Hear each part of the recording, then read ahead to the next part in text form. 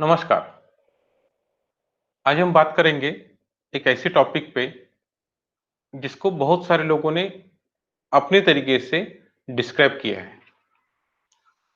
ये टॉपिक मेरी व्यू से क्या है, जो मुझे समझ में आए वो आज मैं आपको बताने की कोशिश करूंगा। फॉरगिवनेस, माफी करना या माफी मांगना। किसी को माफ करते हैं या हम माफी मांगते हैं, वो क्या है? जैसा आपने सुना होगा, बहुत सारे लोगों ने बहुत सारी किताबों में फॉरगिवनेस का अलग अलग तरीका दिया है, अलग सिस्टम दिया है, डिफरेंट मेथोडोलॉजी दिया है, प्रेयर्स दिए हैं। हम एग्जांपल लेके समझते हैं। आपको अगर एक व्यक्ति ने, किसी ने हर्ट किया है, या आपने किसी को हर्ट किया है, तो जो नॉर्मल बुक से या जो कोर्सेस में बताया जाता है या बहुत सारे लोगों ने बताया कि एवरीडे आप उसको याद करो, उसको बोलो कि मुझे माफ कर दे, या आप उससे माफी मांग लो, या उसको माफ कर दो। What is the basic fact? Every day you need to remember that event, ask for the forgiveness, और फॉरगिव हिम और हर। यहां पे क्या होता है, जो मेरी समझ में है, जैसे एखादा हर्टिंग सिचुएशन है जिसको आप एवरी डे ट्रिगर करके ओपन अप कर रहे हो, जो बंद हुआ है। किसी ने मुझे गाली दी थी, या किसी ने मेरे साथ कुछ झगड़ा किया था, एवरी डे मैं उसको रिमेंबर करता हूं, उसको याद करता हूं, वो इमोशंस अगेन मेरे इसमें बढ़ जाते हैं। मैं एंग्री हो जाता हूं, मैं दुखी हो जाता हूं, कुछ भी है जो मेरे से बढ़ जाते हैं। और मैं बोलता हूं मैं इसको माफ करता हूं, उसको शांत करने का कोशिश करता हूं, शांत करने की कोशिश करता हूं। ये नॉर्मल लाइफ है। जैसे आपको कुछ हाथ पे लगता है, वो कुछ दिन में उसका एक ऊपर ऐसा परत जम जाती है, आप उसको निकाल रहे हो, बाद में खून आ रहा है, फिर आप उस पे हल्दी लगा रहे हो, फिर कल आके उसको निकाल रहे हो, फिर खून आ रहा है, फिर हल्दी लगा रहे हो। मीन्स आप एवरी डे वो इवेंट को ट्रिगर कर रहे हो जहां पे आपको हर्ट हुआ है, आप उसको याद कर रहे हो। वैसे इमोशंस आप में जुड़ जा रहे हैं, आप वैसे केमिकल्स आप में सीक्रेट हो रहे हैं आपकी बॉडी में, आपके ब्रेन में, और फिर आप उसको शांत कर रहे हो। Means every day you are going back and again आगे आने की कोशिश कर रहे हो, फिर जा रहे हो, फिर आगे आने की कोशिश कर रहे हो। आप आगे बढ़ ही नहीं सकते हो।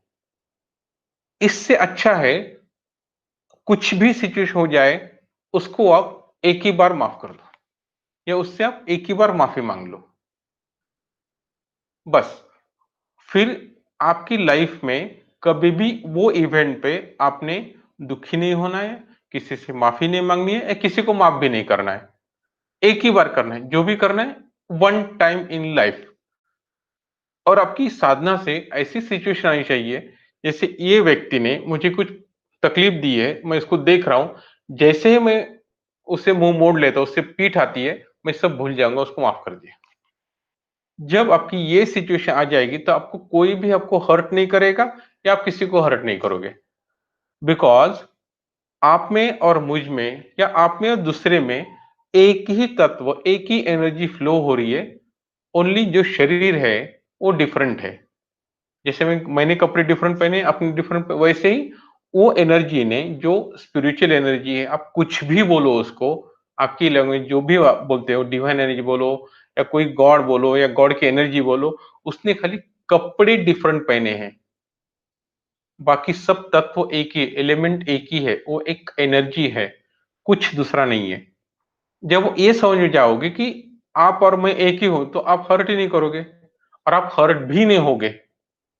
अगर ऐसा ही सब सोचने लगेंगे, तो ये पृथ्वी जो है, ये earth, will be the happiest point in the universe. मैं हेवन और हेल की बात नहीं कर रहा हूं, happiest point in the universe.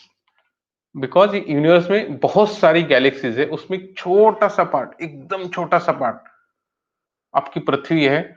उसमें आपका देश है, उसमें आपकी बिल्डिंग है, या आपका मोहल्ला है, उसमें आपका घर है, और उसमें आप हो। इतना सा दिखता भी नहीं हो, तो आप किसी को हर्ट नहीं कर सकते, कोई आपको हर्ट नहीं कर सकता है। Just forgive one time in life for one situation और ऑल सिचुएशंस। एवरी डे उसको रिपीट करने की जरूरत है ही नहीं। This is my view on the forgiveness. आप आपका व्यू मुझे शेयर कीजिए। कुछ क्वेश्चन है, definitely I will love to answer the questions. नीचे कमेंट बॉक्स में जो भी क्वेश्चन है आप डालिए, मैं उसका आंसर पूरा पूरा आंसर देने की कोशिश करूंगा। नमस्कार, थैंक यू।